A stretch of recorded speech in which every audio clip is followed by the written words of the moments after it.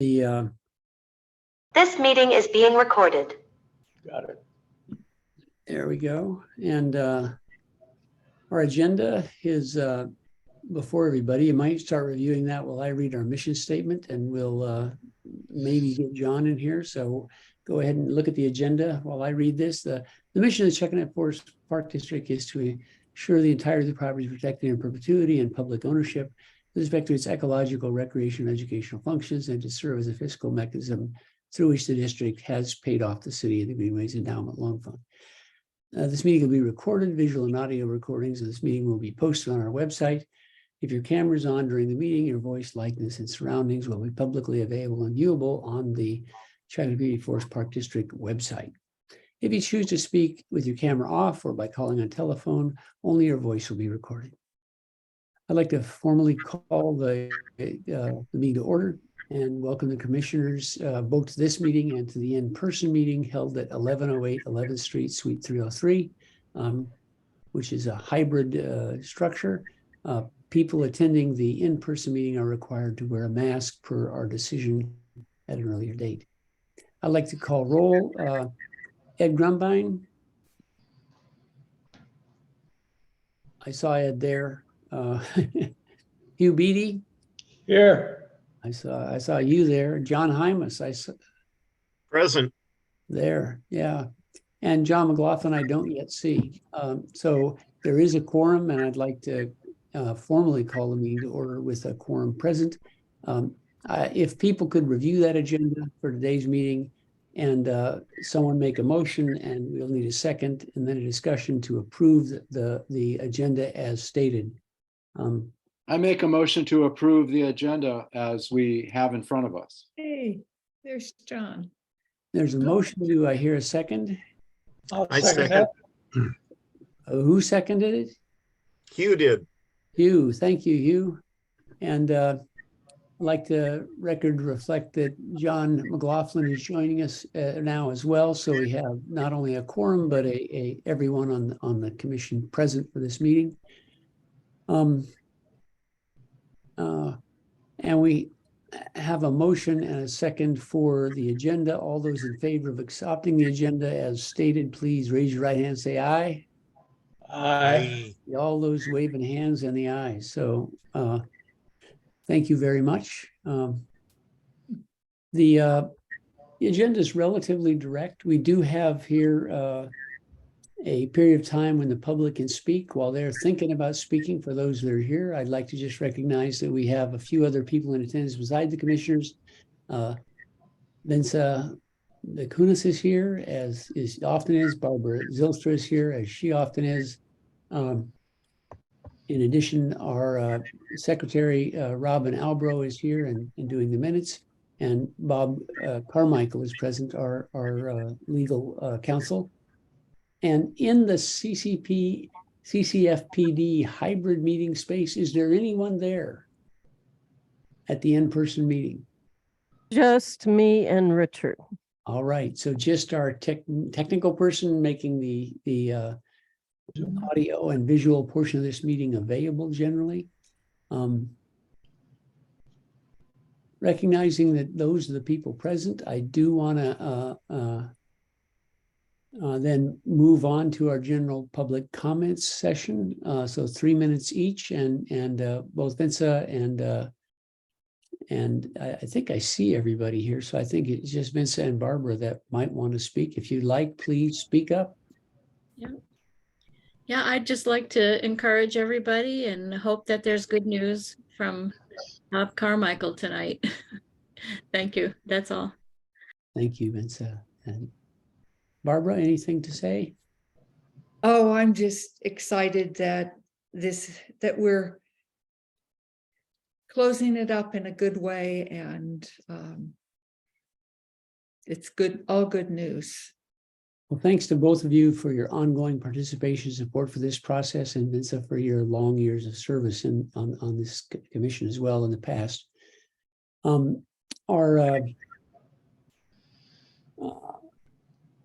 Our agenda is fairly brief. We got old business, we got new business. The old business is for stewardship of the 100-acre wood. Second is education and public relations in the community.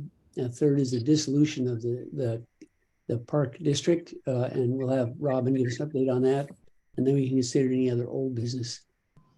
First off, stewardship of the 100-acre wood. This Hey, is, Frank, may I interrupt for a moment? Do you want to approve the minutes We oh, I'm did. sorry. for the last two meetings? Oh, we Oh. can do that.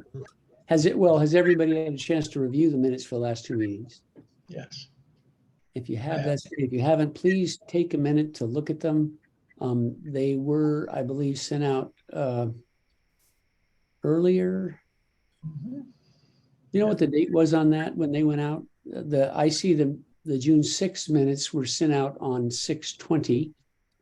So if you're looking for them, you can find them there. And the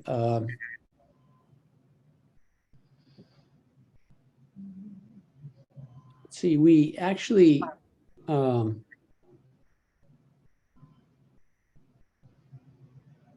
also have the minutes about May 24th, I think is the other one, which would be in also 6 out on 6/20 with a longer set of attachments.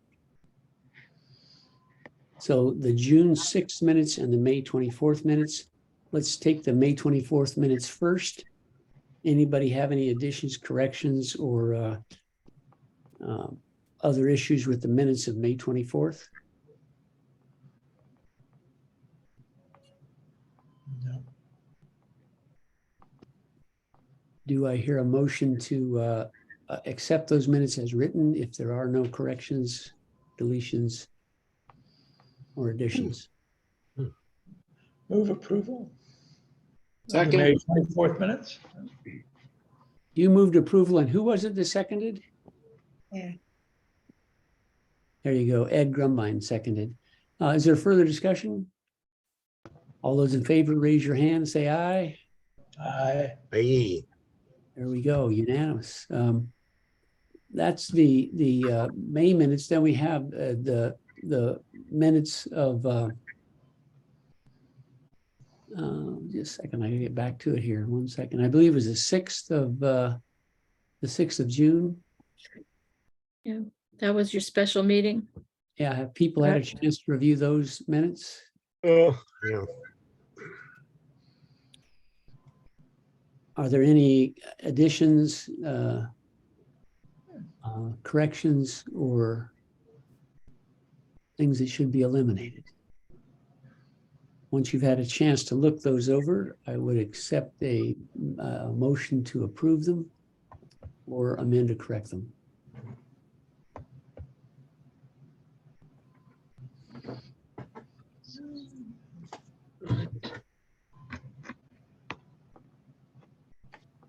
Everybody had a chance to do that? I motion for approval. Ed Grumbine moved for approval. Is there a second? I'll second that. John Hyman seconds it. Any further discussion? John McLaughlin left the meeting, but now he's back. Is he? Now we're just voting on never heard. approval of the minutes of June 6th, our special meeting. I don't believe you were there, so you get a buy on the voting, I think. Hey, John McLaughlin, your mic's not on. How come? Haven't heard Thanks. from I him. was just kicked off of Zoom. Oh, We'll keep you this time, John, if we can. probably. That fellow you may not recognize, that's you with a clean shaven, clean shaven chin. That's right. I think he's the only person you need an introduction Bought me to. a electric razor for Father's Day, and I've been trying it out. You're looking pretty sharp, buddy. Yeah, about 80 years younger. So we're considering the minutes of our special meeting, and people hopefully have reviewed that, and we can accept a motion to approve or amend as soon as somebody's ready. Or did we already get a motion to approve? Yeah. Ed moved to approve and John Hymas seconded. So any further discussion? I was distracted by Zoom. It's a rather literal transcription. I had a chance to look through it, and I didn't see things that needed correction. Other comments? It's pretty long, so if you want to take a minute to look it over, that'd be fine. The brief summary is that we considered motions, heard public input, and decided to approve the signing of the 3 conservation-related, easement-related documents.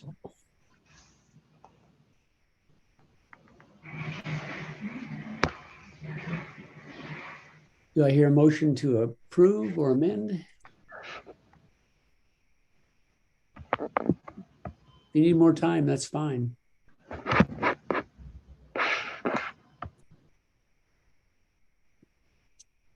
I think you already have the motions. You just need to vote. For the discussion, that's what I And the meant. If there's any discussion, and I just wanted to make sure people had the time to review. It is a rather long document. If everybody's had time, shall we vote? Hearing no further discussion, those in favor of approving the minutes of June 6th, please raise your hand, say aye. Right. Aye. Sounds like everybody. It looks like everybody. So the minutes of June 6th are approved. Frank, please record mine as an abstention. I wasn't at that meeting. Exactly, yeah. Yeah, I mentioned that earlier, but yeah, John McLaughlin was not present and he abstains from voting on that as noted.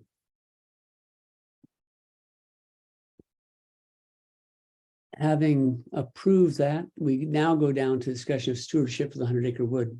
The reason I asked that this be put on the agenda today was I wanted to discuss with you the possibility of talking informally with the land trust and with the city about us seeking additional support to provide a stewardship role for the property. I did discuss with the land trust. They were not. They believe that they don't have a responsibility in that respect in sort of an active stewardship role. They will review anything that any major changes the city does, and they will enforce the conservation easement. They were clear about that. My vision was that we perhaps take some of the money that we have and provide that support to either one or both of the Northwest Indian College group at Lummi and resources. Bob pointed out that simply to have one person receive funds from us for that stewardship function could be seen as a gift of public funds, and I believe Bob may have reviewed that further. My thought was we could then engage, if we engage the Lummi to do that function, to have an active role in stewardship, and also had an agreement with the resources to oversee that agreement, that would potentially suffice with respect to the legal necessities of our being able to do that. Bob, do you have any further comments on the legalities? I think this is going to, well, it's going to require a party who has ongoing existence. I was thinking that it's something that really needs to be discussed with the Whatcom Land Trust, understanding that they don't have the resources to do more than they're committing to doing to monitor the conservation easement, whether they would have an interest in monitoring the expenditure of those funds. I was proposing that function go to resources, but if you think they might consider that, we certainly could discuss that as a first step. I think they would be the first ones I would ask about it. I agree with you. I don't think they will want to play that role, but I think that given their, I think they should be asked that. Right. Thank you for that opinion. And I think it would be good to ask. I know that they're trying to work out a relationship with the tribes about the property that they own outright and have conservation easements on, and trying to further those discussions with them right now. And Ed, you may know more about this than me, but that I know that's an ongoing discussion. This might fit into that discussion. They may be willing to do it. I think we should certainly offer it to them. It's more easily done that way, I think. if they are unable or unwilling to do it, I think Resources has expressed an interest in playing a role, and we could certainly go to them as an independent monitor of the expenditure of the funds. Yeah, I have not looked at the in any further detail on that with having a disbursement of funds to Resources to monitor another third party stewardship. If that's something that the board would like to have me explore, I will do that. And so I guess that's on the table right now. Sure, exactly. Thank you, Bob. What do folks think about that? Is there thoughts about pursuing that discussion? It would be, first off, I think we need agreement that the city and the land trust both think that that's a wise thing to do and are willing to cooperate with it. The city may or may not do that. I do think there could be a meaningful role. Every single public meeting, you have these land acknowledgements, everybody spouts off without really much meat to it. It would be the Northwest Indian College has expressed a strong interest in pursuing a function like that. And if we could provide some support, I think that the amount of money we would likely have could sustain such an effort for probably a decade. Again, that's a discussion we'll have to have with them. But I think that they seek and would appreciate the opportunity to steward land, particularly where they're the headwaters of salmon streams. 2 of the 3 salmon streams in the city, as you know, go through this property. It also supplies a primary water source to the estuary in the north part of Chuckanut Bay, which is the highest quality saltwater estuary as well. So I think there's a logical connection. There's a strong interest on their part. I think it's something we could pursue. But I really, it's not my decision to make, that's our decision to make. It's just a suggestion, but I believe it's a useful purpose which we could put the remaining funds we have to.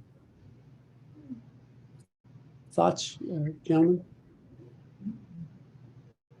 I got thoughts. I was thinking, I would like to see maybe some like Western, whatever Huxley's called these days, be able to do maybe a quarterly monitoring of the water quality in the wetlands, something like that, which take a little money, but would be real expensive. But there is a monitoring program similar to that on Lake Whatcom that's currently run by the College of the Environment. I believe it's still ongoing. John McLaughlin, you may have more knowledge than any of us about those issues. That program is run by the Institute for Watershed Studies, which is part of the college. The program is funded by a grant periodically renewed by the city of Bellingham. So it requires a renewed funding stream. Mm-hmm.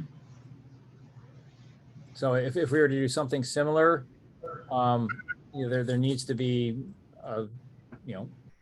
a source of funds to do that. If we transferred money to either some function of the university, perhaps likely the College of the Environment, or the Northwest Indian College, setting up something so that those funds would be available either in perpetuity or as long as we envision the need for monitoring and any other stewardship functions of that could work very well.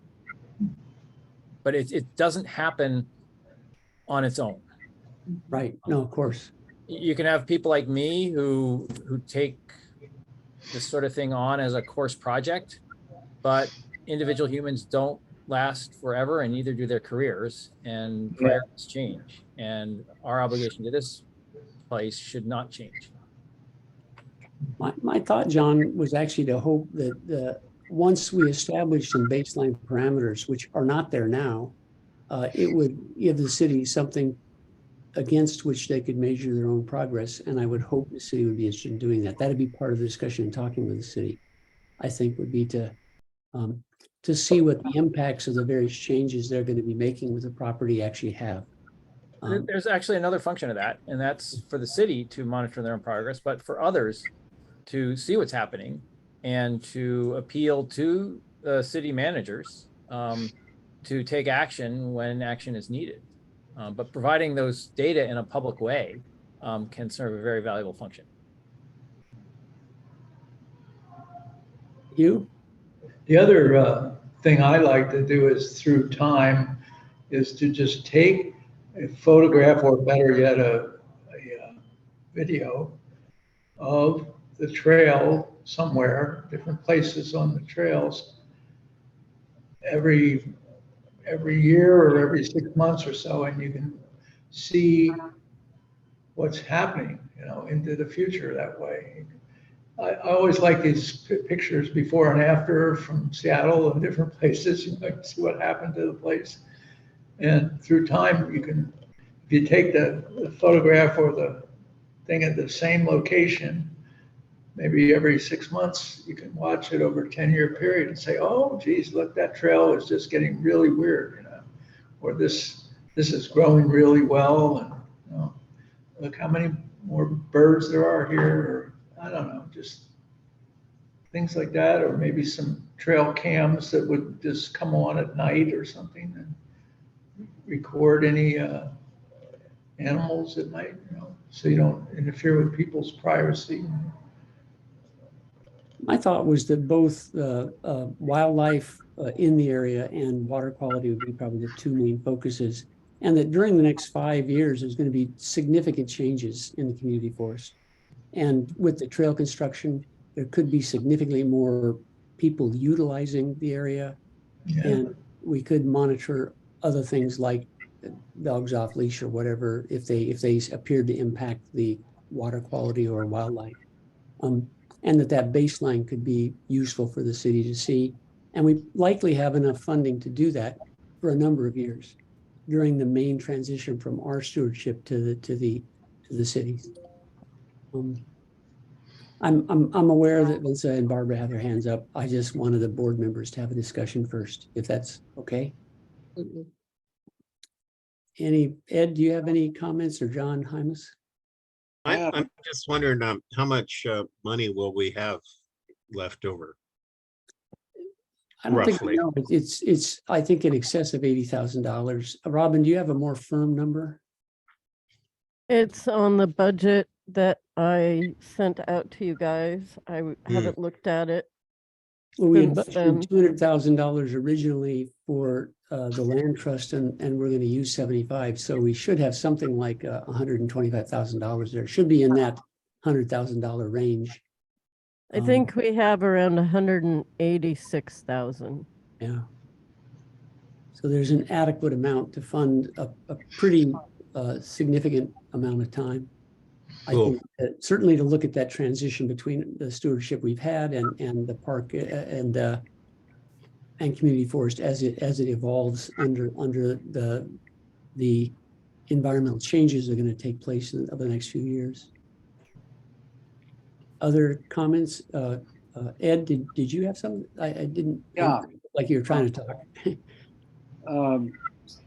I'll focus on the pragmatic aspects of this. It's a good idea. If you're going to invite new partners in, you have to have a specific game plan, and you have to get the current partners on board with it, or it doesn't work. Of course. Yeah. Given that since we're sunsetting soon, the current partners are the Whatcom Land Trust and the City of Bellingham. If either of those groups don't buy in, then this idea is not going to get very far. So the money isn't the problem.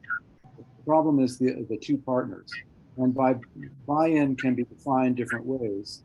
And you can't really ask for buy-in until you have a specific program that the partners already existing can evaluate and decide upon. So, and if you're going to invite a new partner in, it could be Western, it could be the Indian College. They can't just buy in general. They have to buy in specifically to what exactly they're going to bring to the table. And that means they have to have the capacity to carry out, for example, whatever monitoring might be. Monitoring is a technical task, and the new partner has to have that technical capacity to fulfill that monitoring obligation. And so the city is not going to be happy with this unless we show them somehow the benefit to the city. That's the way partners work. Otherwise, the city will probably think of it as just an imposition on their management. This is a reality check. It's just the way this stuff rolls. So we would have to find a third party. Well, probably the first step, as Frank has suggested, is we'd have to go to the land trust and the city, and we'd have to ask them if they're amenable to this, and we could be general about what the new third party might offer in terms of, say, monitoring capacity. And then we'd probably have to go to the third party and find out whether they have that capacity or not. They may be willing to be a third party, but they have to have the specific capacity to do a specific set of tasks. And if they don't have that, then it doesn't work very well because they don't have the skills to do it. I don't have the skills to do water quality or monitoring of virtually any part of the biota of the woods, but other people do. And so that seems to be the task in front of us. We have to fit these pieces together and get buy-in from all the groups, capacity-wise on the third party, and more or less political-wise, partnership-wise, from the city and the land trust. Yeah, I agree entirely. And I think that both the Institute for Water Quality at Huxley is a very reasonable choice because they do that monitoring for the entire Lake Whatcom watershed at this point. And when I talked with the professors at Northeast Indian College, they also have done water quality management.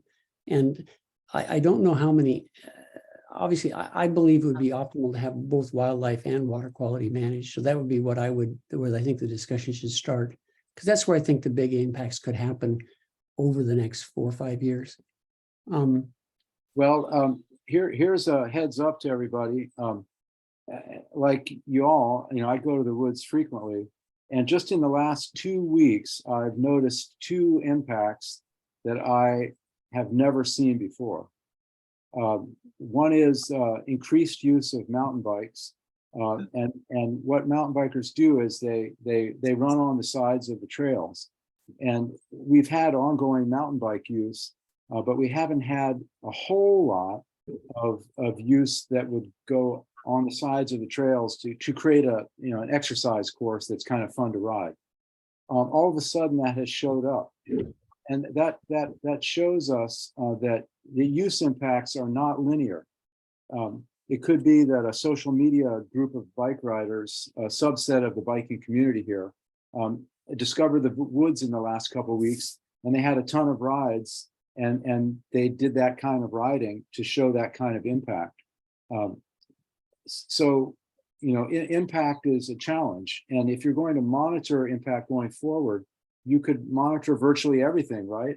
You could monitor birds, you could monitor water quality, you could monitor amphibians, you can monitor trail impacts, you can monitor many different things. So part of our job, if we're going to engage in a third party, is to decide what's the most important thing to monitor, because you can't monitor everything.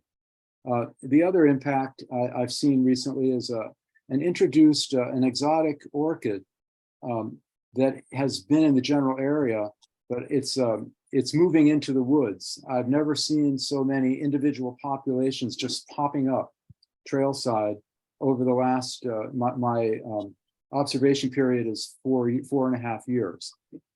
And I see it virtually every time I go out, and I've never seen that kind of impact from this particular plant. So it's in an invasive mode in the wood. Is it a problem? No. Could it become a problem? Yes. So invasive behavior is also not linear. The environmental conditions that we've had in our unusual dry spring and relatively warm might be just the trigger that has pushed this plant into the woods a little bit more than it ever has been before. Thank you, Ed. Hearing a pause in those commentaries, Barbara, what was your comment? Well, I have a couple. One of them, I'm on the mayor's advisory board, and there was a woman from Samish neighborhood. They have done an extensive identification of their trails with photos, and because they're mostly what they're calling social trails. I suggested that invasive was a better term for them than social, because social sounds like, oh, these are good. These are social trails. Don't we want social trails? You know, but anyway, so to Hugh's comment about photographing, you know, that's what they did, but it was all volunteers from the neighborhood. And I talked with Nicole quite a bit after the meeting, and I think the city's going to have a struggle with this proposal. I don't know how they structure, aside from they have volunteer like park stewards, and it's a volunteer capacity, but of course it wouldn't be monitoring in the scientific sense. It would be more observing, which if you care about the woods, you would pick up on, maybe not the orchids, but you'd pick up on the bicycle trail use, but you wouldn't monitor the water, you know, the water quality. I've been thinking that would be a really good, you know, place to perhaps have the Indian College, if they wanted to work with the city on that kind of capacity of being there. But I think the city will want to be in control of it and not have some other group that's trying to do something there that they're not in charge of. That's just my sense. But anyway, my 2 cents. Sure. Yeah, and then Yeah, you know, when I heard your first couple of sentences there, Frank, my stomach just dropped. You know, the conservation easement that we just negotiated that has yet to be fully signed, didn't we say that we would give the balance of the treasury less the 75 grand to land trust? The balance would go to the city. The balance that's left over on September 22nd. We didn't Okay. make a commitment to Okay, give them but money. And they're going to be collecting money for the rest of the year, so there will be additional funds. oh, I know. So I'm just, you know, I've been telling people, yeah, the rest of the money is going to the city for the general fund and maybe towards, you know, and the mayor has said towards parks and this park maintenance. So I'm just really concerned that you're going to spend some other money for this third party that, boy, I can't see Nicole going for it personally. And, you know, as Barbara said, and as Ed said, because the city is going to want to take control of it. I mean, you know, the political background here. So I would really caution against doing anything other than volunteer, you know, yes, monitoring, helping the land trust be park stewards. But man, if we start putting money somewhere else, we are going to get such a backlash like I can't believe. From who? So who are you afraid of getting a backlash from? Well, from the Republicans, from the people who have given us a hard time all along.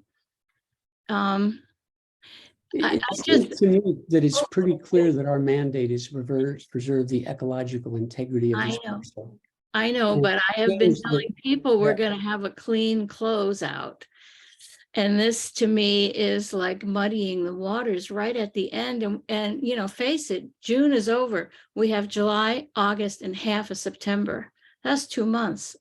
I mean, whoa, can't we just finish it and and then follow up later with the land trust and have a fundraising for monitoring and helping the land trust or something, but not use this money. That's my take. That's my vote. I hear your reservations. Yeah. Just a point, if I could make a point of clarification. Vince, I hear what you're saying, and the agreement does clearly say that if there's any money left over when the park district dissolves, that remaining balance goes to the city. But there is also a line in the agreement that allows the park district board to continue expenditures as it sees fit until it dissolves. So they do have, and the city bought off on that sentence, presumably. And I haven't had any discussion with them about it, so maybe Nicole has never even thought about it. But I just wanted you to know that that sentence is in the agreement. Yeah, okay. John McLaughlin? Thanks. So this is following on comments from both Ed and Vincent. If we're talking about dedicating money and setting up a fund or a function beyond transferring the easement, then that is consistent with the rationale we gave for extending the levy beyond what was required to pay off the loan and to accrue a balance required to transfer to the easement holder to defend the easement. But we didn't really clarify precisely what that money would be used for. And now we're talking about allocating that money. And following what Ed is talking about, we need to be very clear about what that money is going to be used for. It is public money, and we need to be, use that money responsibly. And in this case, because we have a property owner that is responsible for managing the property and to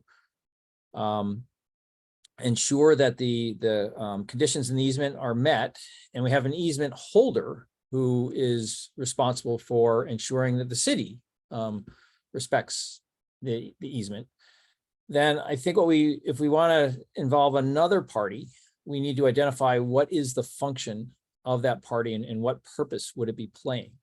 And following what Vincent was saying and what Ed was saying, what I think would be prudent would be to identify some function or some process that is not happening now, that the easement holder is not interested in doing, and the city is either not interested, not capable, or doesn't want to do, but needs.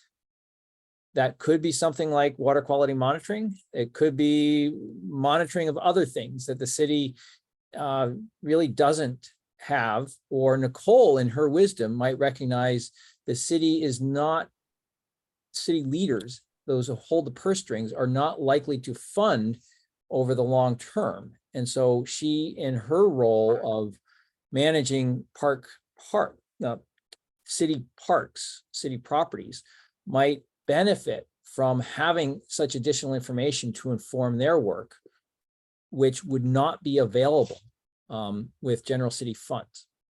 And so if we can identify functions like that, and I think we can, then that might be more palatable to both of the parties and would be a more responsible way of dedicating this money. But we'd have to do it, and we'd have to be clear, identify what's not being done, what needs to be done, and to clarify what precisely this money would be going for. So John, I think what I proposed very specifically was water quality management and wildlife assessments to see the impact of the changes in both structure and in use over the next few years to ensure that there is preservation of the ecological quality, which is fundamental to why we got the money in the first place. But that's presupposing that Public Works isn't going to get involved. Public Works monitors Padden Creek. Public Works monitors Connolly. So I just want to remind you, there's Public Works to think of. Public Works, it was, we have been working with parks. In many ways, it would have been much more logical to work with Public Works in many ways. So I see your point, Mensa. My thought is exactly what John said, is that if we can identify things that can and should be done in furtherance of our core mission, which is preserving the ecological integrity of this property, that's the appropriate thing for us to do with this money. That's what we're charged with by the people that elected us. And I think these are all that I'm suggesting is we have a discussion with first the city and then the land trust, or maybe the land trust and then the city, to see if they are amiable, if they're willing to work with us in moving this forward, and then to find a partner or partners that could do that work. So Frank, may I add a suggestion or a couple suggestions? Of course.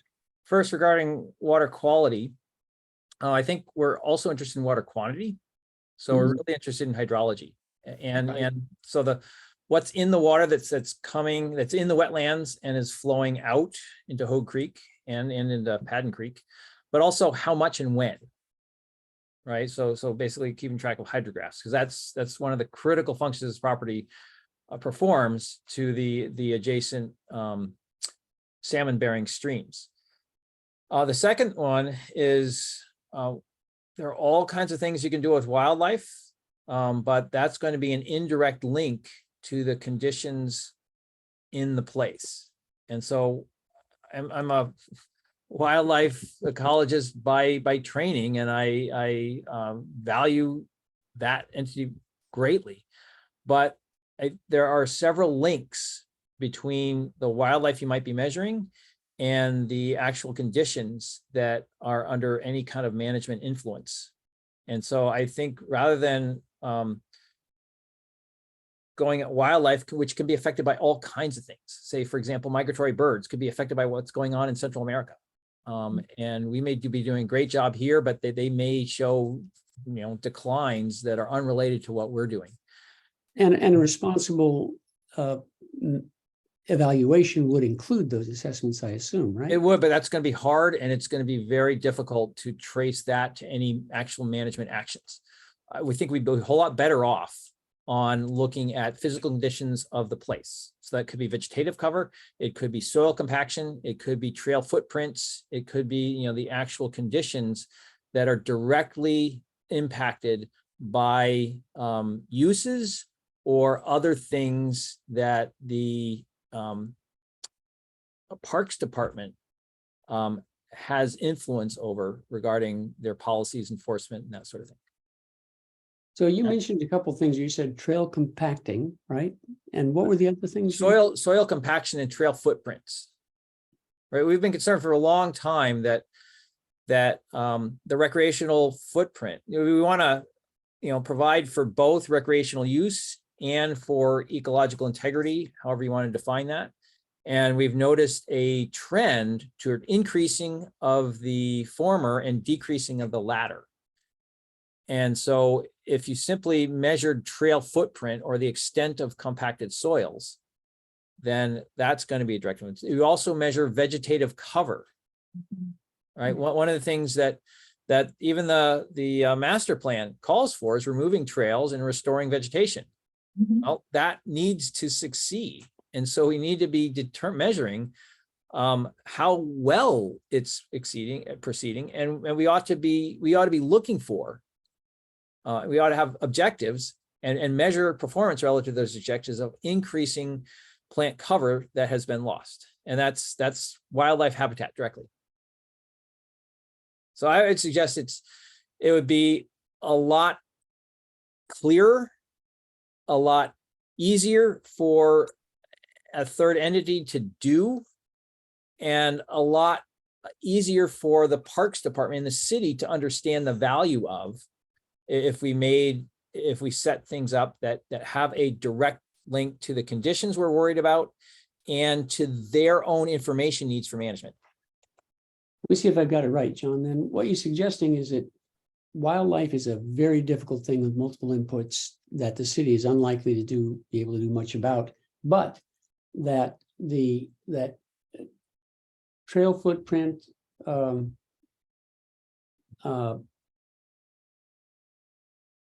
the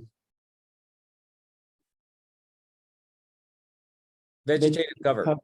yeah, are two things that if we had objective, measurable current assessments for and ongoing measurement of, could help preserve the, not just the plants, but the animals who utilize the space in a meaningful way. Is that a Yes. fair statement? Yep. In other words, if we suppose we set up a wildlife monitoring program and found declines, what would we do about that? It would probably involve restoring habitat. Right. The other thing that could be involved is restoring connectivity to outside places, sort of like replacing the culvert under Hogue Creek. But that's another level of complication that could be related. But what we are looking at is the integrity of this place.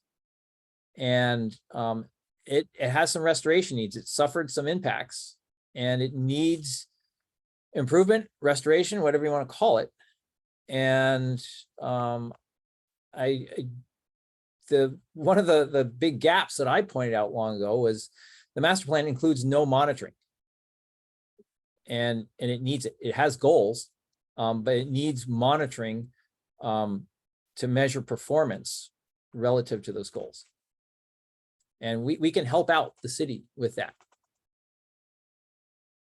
I think that's a much more precise delineation of what we would talk about than than a very general concept I have. But I find that to be an extremely helpful elucidation of the intent.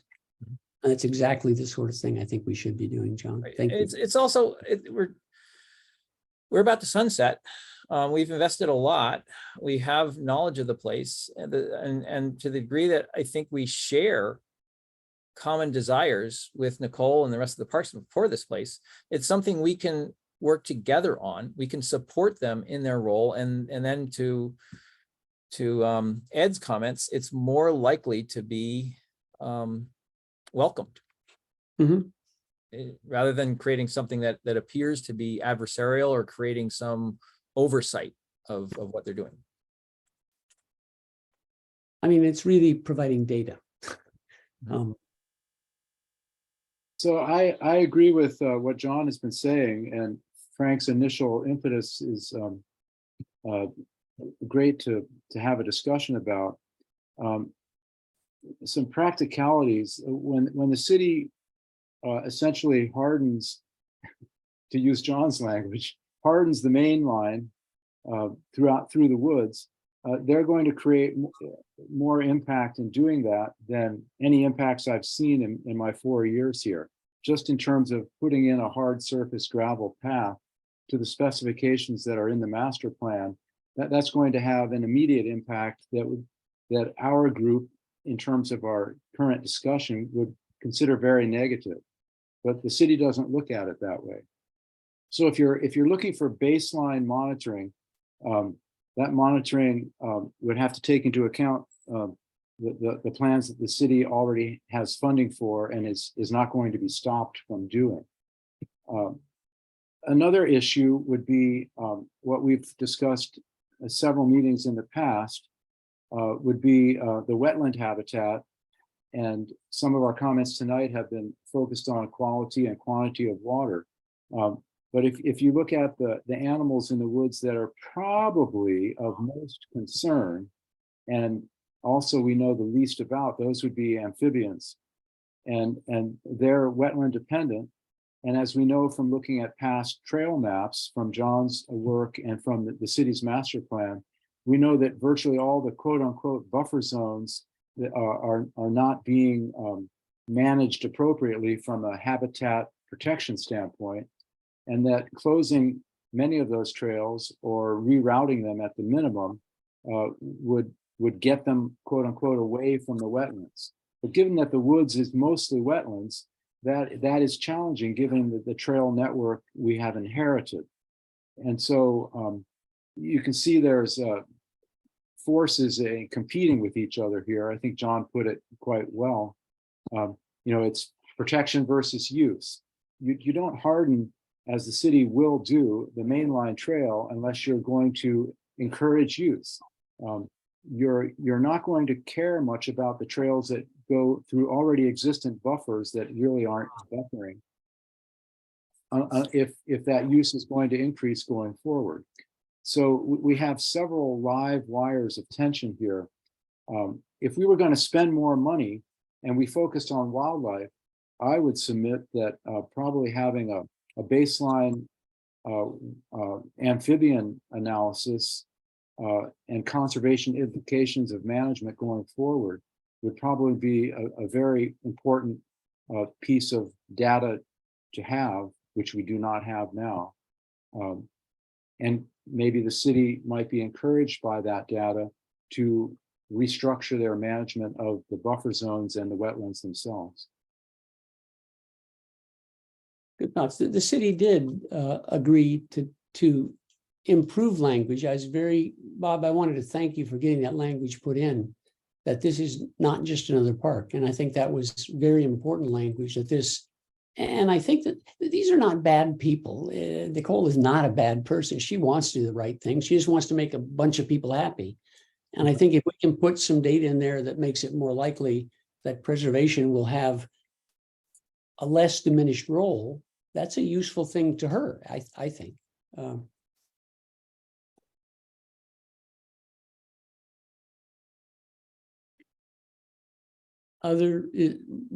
Barbara, you have your hand up. Yes. As I've been listening to this, I think there are a few things.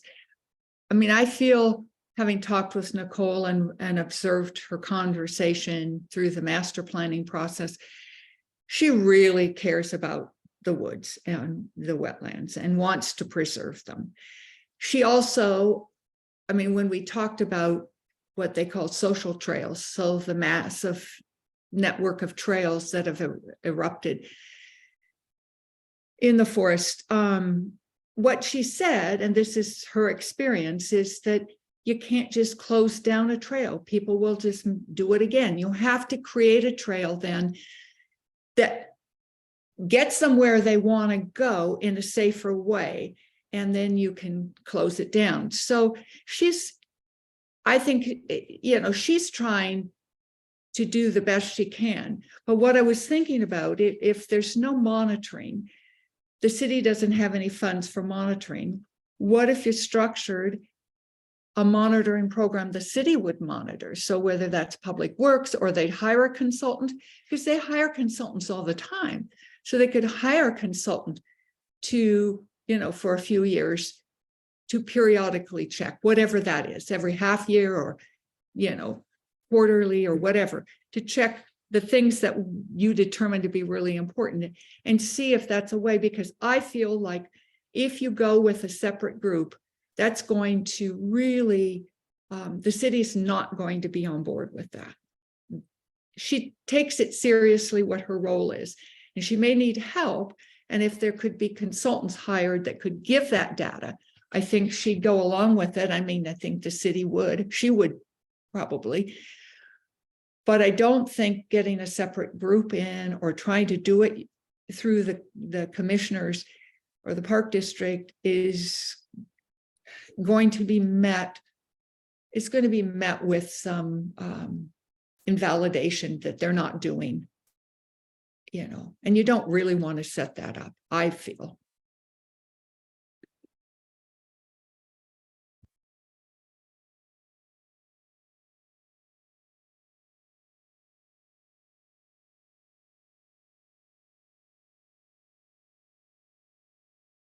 Not seeing any more hands. I guess I'd like to ask just what I've heard is that one option would be to talk with the city about them either using public works or consultants, as Barbara outlined, to do some of this work. I think I think we have a responsibility to do what we can with the resources we have. And I think that if we identify the issues, that's a great start. And I think those would be water quality and quantity.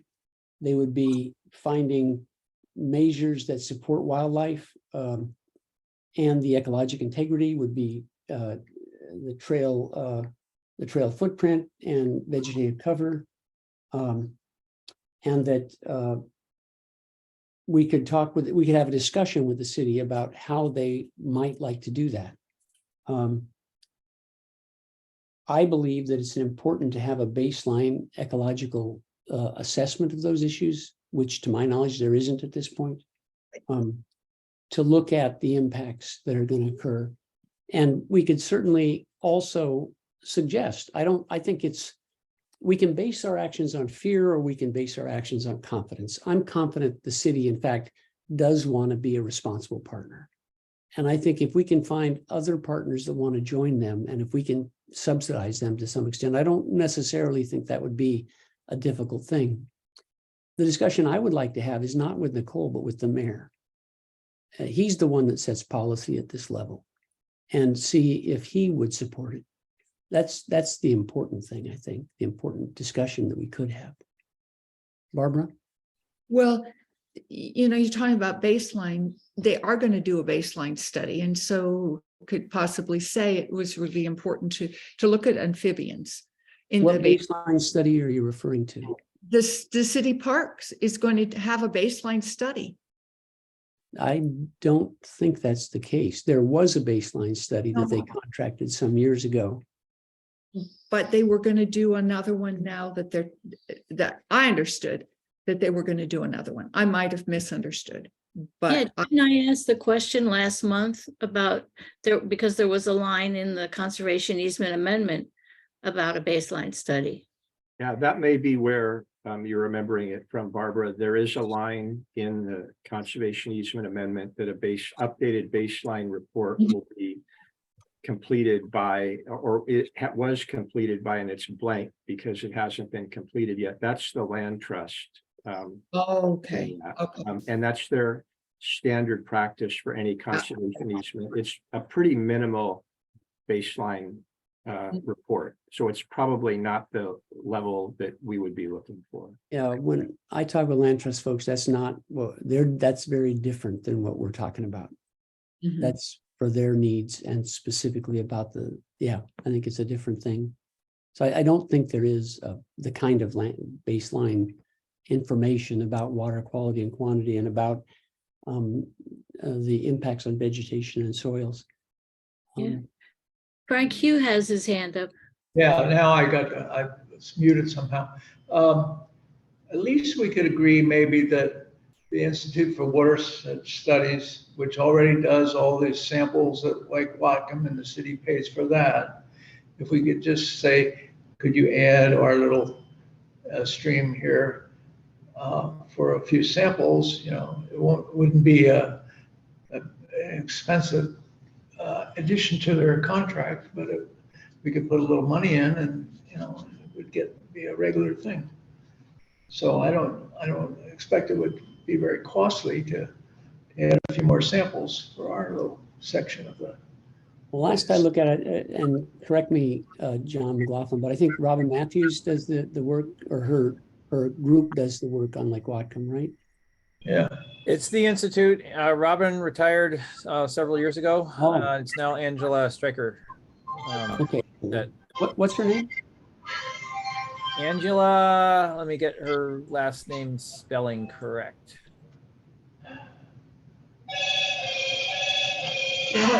Streckeker. Angela Stryker. It might be prudent to have a talk with her to find out just what they charge, what it involves. Again, because what they do on Lake Whatcom does depend entirely on what the city pays for. Right. Yeah. No, I think that's a good idea. I mean, that would be some kind of fact checking what's possible and what costs might be, which would be a very helpful thing. I can give her a call and see. The other thing to consider following Ed's comment is the Whatcom Amphibian Monitoring Program already monitors amphibians, including at a couple of the wetlands in the forest. Who runs that? That was what's her name?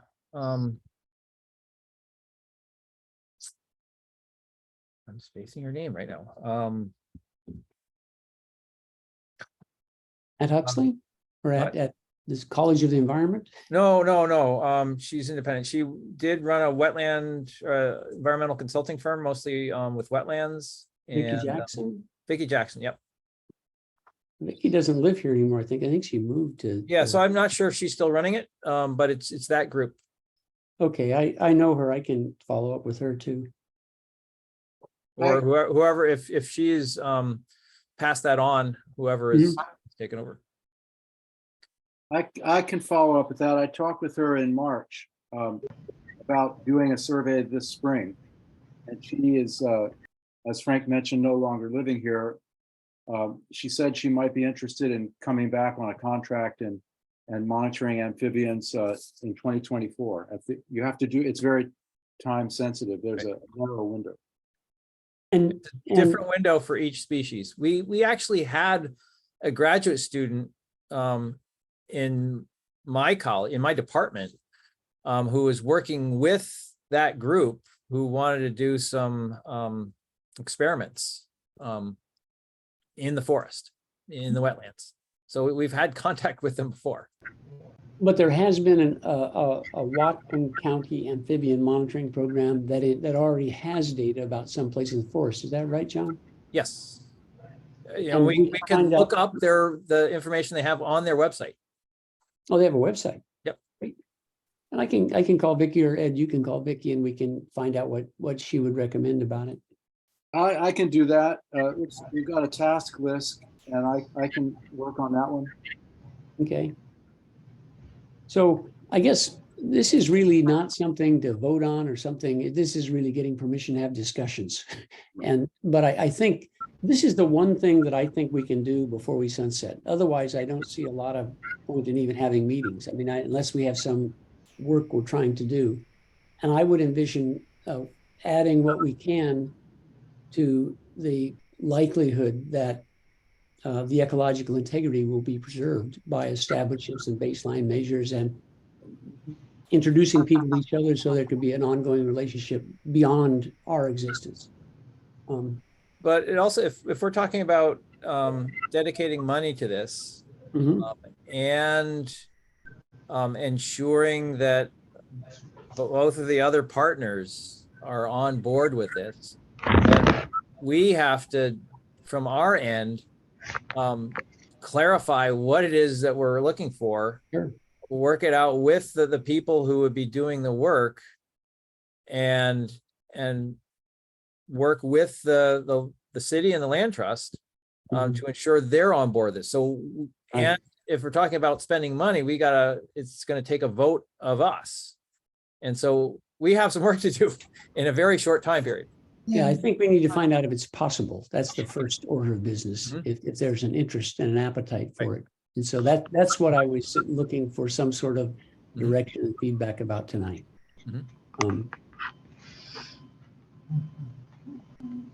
So to summarize, there may be as much as $180,000 remaining. There's some interest in water quality and quantity measurements, and there's some interest in vegetative cover, trail footpaths, and amphibian monitoring. And we might seek, if Ed would seek input from Vicki Jackson, I can talk to Angela up at the College of the Environment. And then once we get some initial input, we can talk to the land trust in the city. And hopefully have all that done to bring back to our next meeting. Wait. That's something people are comfortable with? Sure. Okay. Great. We still have some other things to do, and I was hoping for a quick meeting, and we've gone an hour and 10 minutes already. So Hugh has his hand up, Frank. Hugh, please. I'd just like to know, because I don't get out much, you know. Did the signage get up that they were going to do along Chuckanut there at the Viewcrest entrance? Did all that get done? And people respecting the signage? And there is signage that's gone up, Hugh. It's said to be temporary signage, but there is signage that briefly summarizes things. There's no interpretive information. There's no why part. but the rules are posted pretty clearly, and they're new signs. And they continue to do a bunch of work down just off of Chuckanut Drive near the north entrance to the park. And I don't know what they're doing. It appears to be just right of way work and not work within the forest. But the signs did get put up there and at the Viewcrest entrance. And I haven't checked at the other entrances. Anybody, Ed, have you seen signs at either the north entrance or the east entrance? There are signs at virtually every entrance, large and small. Mhm. All right. Okay, great. So there's progress there. Any maps up? No. Like that little map that I was plugging, I thought if people could just have a handout map, a little covered place where they could pick up a map right there when they were going through the forest. Like, It's just a sign of intent to do work in the woods, basically. It's a heads up sign. There are no interpretive signs yet, and that it is something they're committed to doing, and I believe that they will do. It's just not that I think it'll be after they construct the trail, the main trail they're doing this summer. There are interpretive signs up near the 18th Street entrance. There are plant interpretation, ID, and environmental information signs. Yeah, those have been up for quite a while, right? They're up. They're not in the park. They're on that entrance where the new bridge was put in within Fairhaven Park at the entrance to. Recreation Northwest work. And I think they started planning an interpretive garden sort of thing there, is my understanding, reading the signs.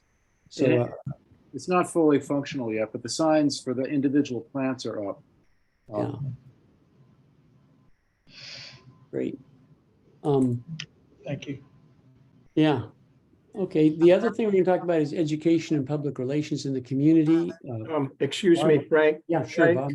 Could we go back? I just want to, before we totally leave the subject of Sure. what we're doing going forward or what the board's doing, I heard some delegation of tasks and talking to various people, but I'm still not entirely clear on what our position is with our current partners, the land trust and the city. Are we going to be, or is there going to be a board delegation who will be talking to the mayor or the land trust? And I think talking to the city is probably the more important. Just as an aside, I think the land trust is probably going to say you need to talk to the city about that. Are we going to try to do that piece of it before the next meeting? One of the reasons I'm asking is I do agree with the comments that have been made that it's important to get the city on board behind this, and that may not be an easy thing to do, both of those two things. So I would hate to see the board spend a lot of its energy on something until it had a pretty reasonable chance of succeeding. And I think getting some buy-in from the city is going to be important sooner rather than later. And it's a balance because you have to have some specifics to bring to the city to have an intelligent discussion.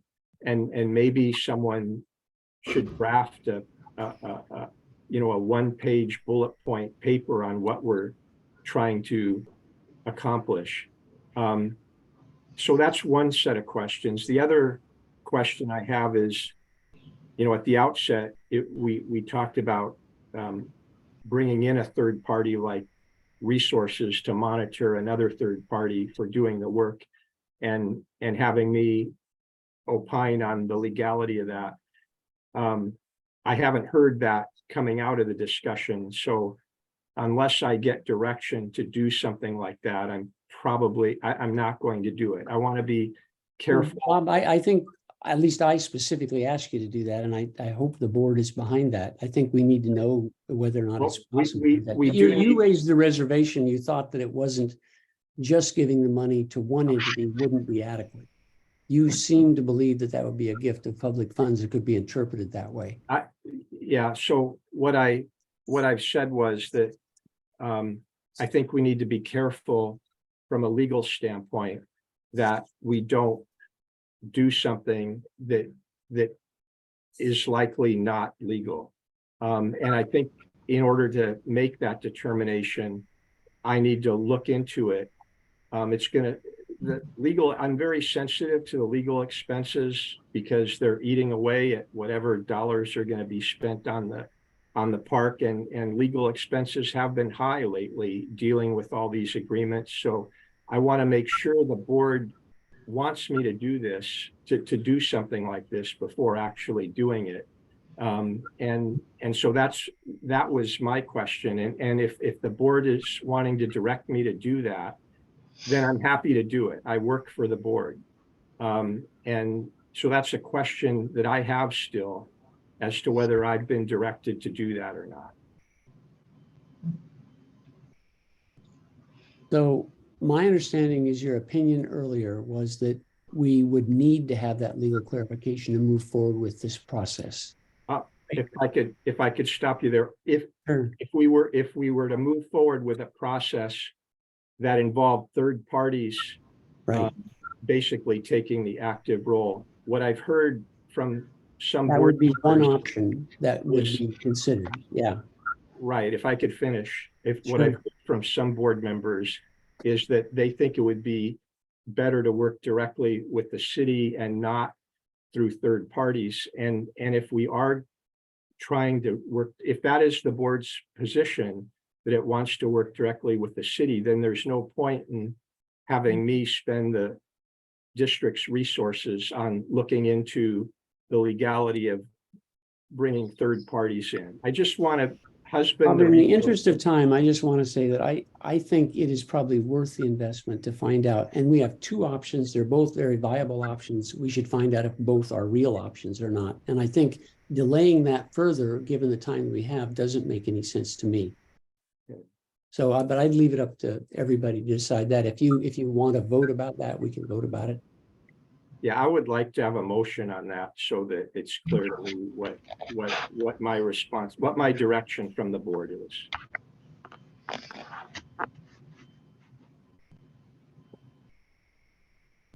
So we have to package a motion. Who wants to do that? I'm ready to vote, but I'm not so clear on the package. So I think the motion would be to ask Bob to get clarity about our legal authority to assign this to the city or to engage a third party to do it. And specifically, this would be to have a plan to monitor water quality and content, to evaluate wildlife impacts through the evaluation of trail footprints and vegetative cover, and to consider a third option, which would be to look at amphibian monitoring program. Those are the three elements that I think we're talking about. Yeah, and those elements are not the critical thing, but the critical thing is, do we have the legal authority and legal ability to work with third parties in this fashion, and how is it going to work? So I need to really get you a clear answer on that if you want to work with third parties. It's really a question of working with third parties versus working with the city. So to clarify, by third parties, you're talking about something different than what we did with Herrera in hiring a consultant to.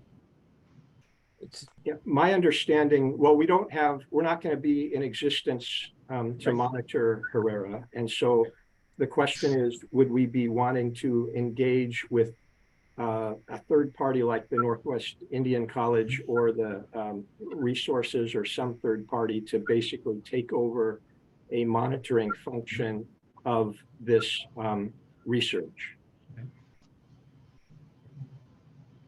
Seems to me if we want to preserve that third party option, we have to find out whether it's legal for us to do so. So motion language aside, I would vote when we come to it that we ask Bob to in fact do that, because we may not have a third party option depending on what he finds out.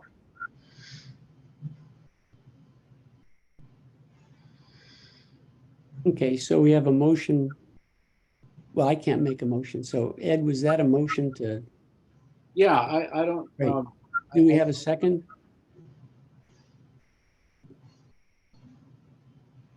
I'll second that. So, Could I ask that we reframe it in some way? Because I am really not clear what the motion is that you so guys the are motion is making. very specific at this point, is my understanding, is to ask Bob to evaluate the legality of a third-party contract that would extend beyond the term of our existence. That's really the crisp legal question that Bob should ask. Is that right, Bob?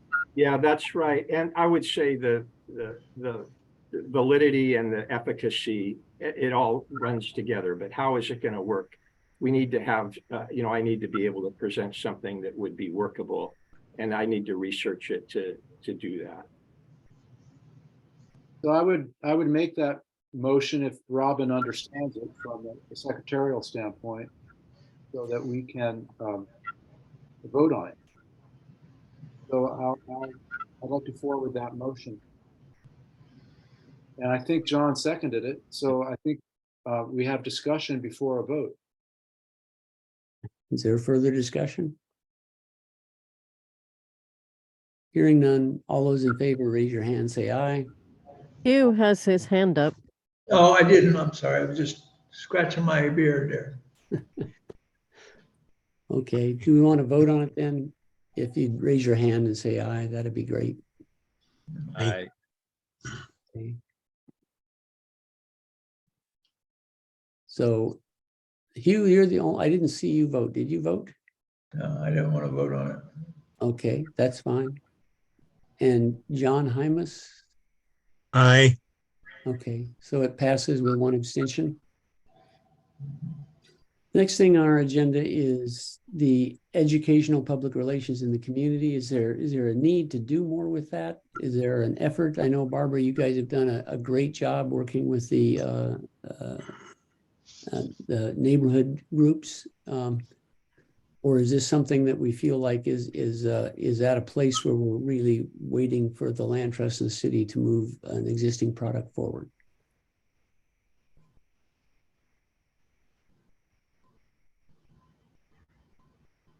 I would say that I think just a press release from you guys would really be the thing to do once the city signs it, once the city has its meeting. A press release from you, and then if there is anything that you are going to do quickly, as we were just discussing, then you're going to need a separate explanation, kind of along the lines of what John McLaughlin described. Otherwise, people are going to just not. People are just going to say, yes, of course we should. Thank you, Vincent. Yeah. I think both those things are wise and prudent to do. And I'm sure that we will. I don't think this is an action item in terms of motions. Dissolution, Robin, you have an update on the dissolution details? I do. The main thing is that I have a meeting scheduled with Andrew, the finance director for the city, and with Karen Thomas, the chief deputy treasurer for Whatcom County. And I gave them the amended plan for dissolution, where I added things to it after Bob crafted the initial document. And we're going to discuss that whole thing and see where there are holes and where there are things to do. That meeting's going to be in July, on July 12th. I don't know if someone from your office wants to be there, Bob, or if we need that. I thought you guys were going to try to work it through. I mean, we can be if you want us to be, but I guess I thought is this your initial meeting? Yeah, I have had a phone meeting with Andy, and but this is our first meeting with the three of us together. And Yeah, I know I said that I thought we would just go ahead. I just wanted to ask that question again. But Yeah, if you're comfortable, Robin, I'm fine with that. I do want to be support for you whenever you need it, though. And if there's anything at all that you question, just let me know. okay. I've been in communication with Dina Garza, the Washington State Auditor's Office, and let her know my schedule so that we can keep working on the final audit. And I imagine that we will try and have a meeting here at some point about that. I will probably email her about that tomorrow and see if we want to do that, just so I make sure I have everything together. I did do a list of one thing that Andy suggested was having a list of potential liabilities at the end of the park district with an estimation and sort of an upper limit of it that the board would approve as a way to deal with the final expenses. And that's on that agreement I gave to you guys, I sent to you. So if any of you ever have a thought about something more that I haven't thought of, just let me know. That's why I called, because Thank you, Robin, and we'll just put that on the agenda for next month then. The one thing I did sort of have a question, and this might come back to Bob, is just what paperwork needs to go to the city and what is the park districts to do with as it wants. So that's the only thing that I was thinking might need some input from Bob's office at this point, but I don't know if we're at that point yet. Maybe I'll see what Andy and Karen have to say, but I think it's a great idea, Robin, and then we can discuss it at our next meeting, and then we'll have one final meeting in September, I'm presuming. so I will just continue to work on this and I'll have another report. And if I need further input from you guys, I will be in touch.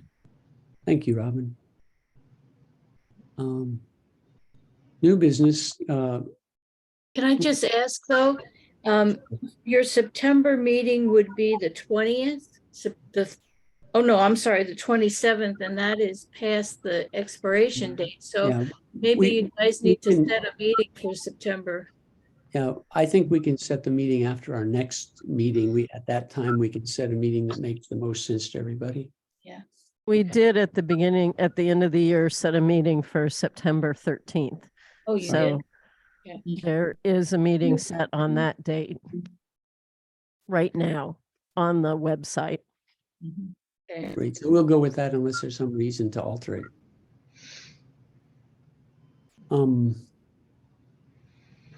The Robin, you put the review of the budget for 2023. Was there a specific question you had about that? I just wanted to give it to you guys so you could see where it predicts sort of where things are going to be at the end. Right. Did people get it? Excuse me. Did people get a chance to look at that? What are we looking at? The budget that she sent out, and was that is that, Robin, the one in the June 20th email with all the attachments? Yes, it was in there. So there's if you look at the June 20th email, there were two that day, but if you look down at the second one, you'll see one's got just one attachment, the other has a whole list of them, including the budget and the cash flow and the treasurer's report.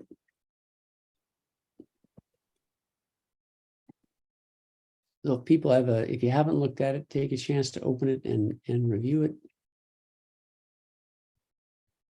The biggest thing for a quick look is to look at the final column, the anticipated difference, which is monies potentially left over. And then I have put some notes in the column after that to try and clarify anything that might not seem clear.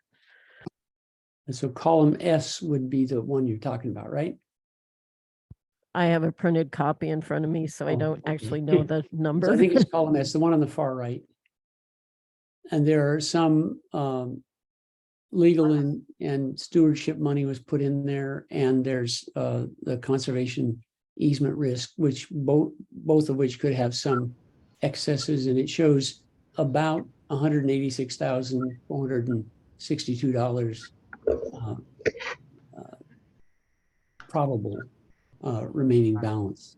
So as Robin said earlier, a little over $180,000. Yeah, and because those amounts, it's 125,000, 50,000, and 31,000 doesn't equal 186 because you also have to take out the tax monies that we won't actually receive because it'll come in after dissolution.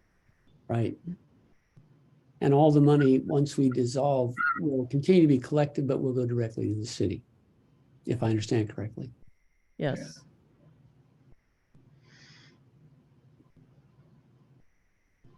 This, I believe, is an informational item. Anybody got any questions about it? Or...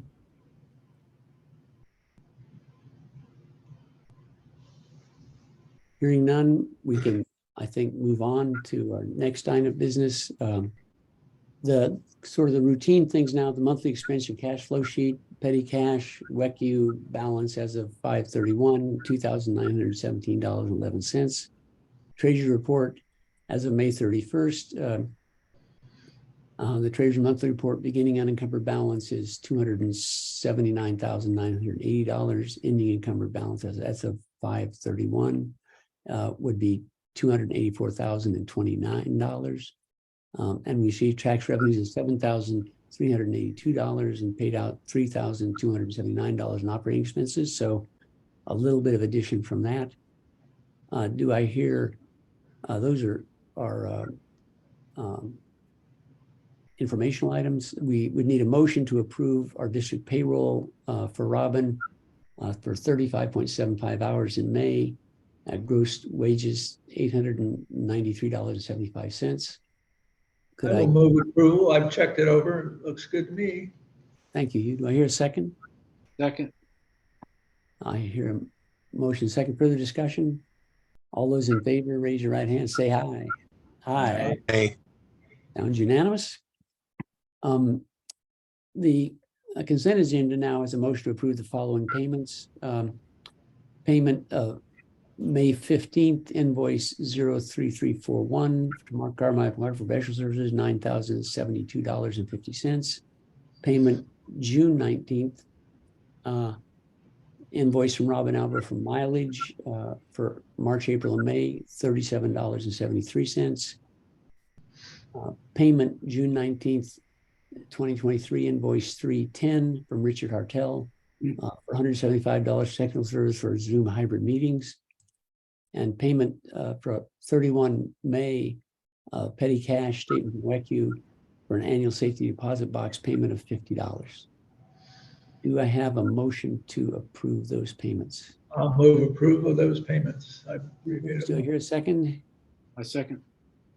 Moved and seconded. Any discussion? All those in favor say aye and raise your hand. Aye. Aye. Aye. It's unanimous. And then reminder that Robin will send an email to the 3 board members right after the meeting, Frank, Hugh, and John Hymas, and we'll respond as quickly as we can about paying the bills confirmed in the consent agenda and payroll. Next regular meeting will be the 26th of July at 6 p.m. It'll be held via Zoom and in person, 1108 11th Street, Suite 303, above Fairhaven Bicycle. If the door is locked, there'll be a phone number posted on the door. Anyone attending the in-person portion of the meeting is required to wear a well-fitting mask per the Commissioner's Chuckanut vote of the October 26, 2022. I just wanted to say that my email might not go out until the morning. I have to scan another thing in and I have somewhere to go after this meeting. So, but I'll send it out either late tonight or first thing in the morning. So Robin, whenever you can get to it. To Hugh and John and somebody besides me, because I'm going to be gone early in the morning tomorrow for a backpacking trip. And I know that one of my other board members will not be available then either because he's going with me. So Ed is going to be gone. So John, McLaughlin, can you? I just got back from 2 months of doing similar things and research, so I'll be here. Okay, great. Thank you, John. I got a Yes, you. silly little question for Robin. Did you ever get the third party on the last month or the month before? There was somebody that didn't call back in. I just wondered if I checked and then I forgot to check again. But, you know, you need 3 people to say that the next day that they approved it, but I only saw 2 on one of them. Yes, I got 3 people. Okay, great. I don't remember who they are right now, but I did get 3 people and I sent it off. So thank you for checking. If there's no more business, I would like to adjourn the meeting at 7:38. Thank you all for attending. Yes. See you next Thank month. you. Thank you. Good night, everybody. Good night. Thanks, Good Robin. night. Now, you know, we should also have a party sometime, We definitely should, Hugh. like we did back when we won that lawsuit.